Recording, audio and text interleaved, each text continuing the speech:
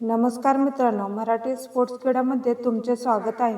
Glasgow राष्ट्रकुल क्रीडा स्पर्धेत 1 ऑगस्ट 2026 हा दिवस भारताच्या इतिहासात सुवर्णाक्षरांनी लिहिला गेला आहे. कारण अवघ्या एका दिवसात भारताने जिंकले आहेत 16 पदके. त्यामध्ये 7 सुवर्ण, 5 रौप्य आणि 4 कांस्य पदकांचा समावेश आहे. विशेष म्हणजे बॉक्सिंगमध्ये भारतीय खेळाडूंनी अक्षर वर्चस्व गाजवत 7 सुवर्ण आणि 3 रौप्य पदके जिंकून इतिहास घडवला. चला तर मग जाणून घेऊया भारताच्या या ऐतिहासिक कामगिरीबद्दल. भारतीय महिला आणि पुरुष बॉक्सर यांनी प्रतिस्पर्ध्यांना एकही संधी न देता दमदार प्रदर्शन केले.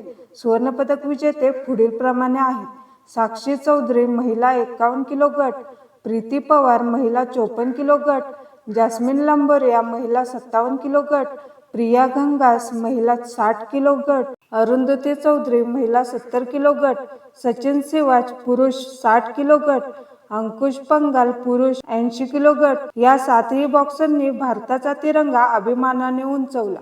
रौप्य पदक विजेते पुढीलप्रमाणे आहेत: जादूमणी सिंह पुरुष 55 किलो, लवलीना बोरगोहेन महिला 57 किलो, नरेंद्र बेरवाल पुरुष +90 किलो हेवीवेट सुवर्ण हुकलं असलं तरी या तिघांनी भारताच्या पदक संख्येत मोलाची भर घातली. पॅरा ॲथलेटिक्समध्ये भारताने पुन्हा एकदा आपली ताकद दाखवून दिली. सोमन राणा यांनी पुरुष F57 प्रकारात सुवर्णपदक जिंकत शानदार कामगिरी केली. शुभम जुयाल यांनी त्याच प्रकारात रौप्य पदक जिंकत भारताला 1-2 अशी ऐतिहासिक आघाडी मिळवून दिली. ट्रिपल जम्पमध्ये प्रवीण चित्रावेल यांनी रौप्य पदक जिंकले.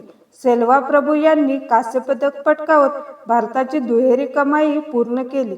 पुरुषांच्या 5000 मीटर शर्यतीत गुलवीर सिंह यांनी कांस्य पदक जिंकत भारताच्या खात्यात आणखी एक मौल्यवान पदक जमा केले.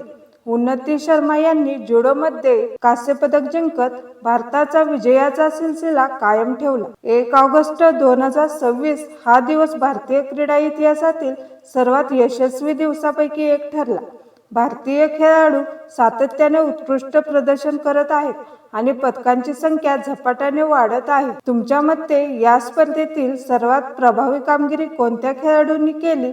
तुमचे मत कमेंटमध्ये नक्की लिहा. व्हिडिओ आवडला असेल तर लाईक करा, मित्रांसोबत शेअर करा आणि अशाच ताज्या क्रीडा अपडेट्ससाठी मराठी स्पोर्ट्स क्रीडा चॅनलला सबस्क्राईब करायला विसरू नका. धन्यवाद.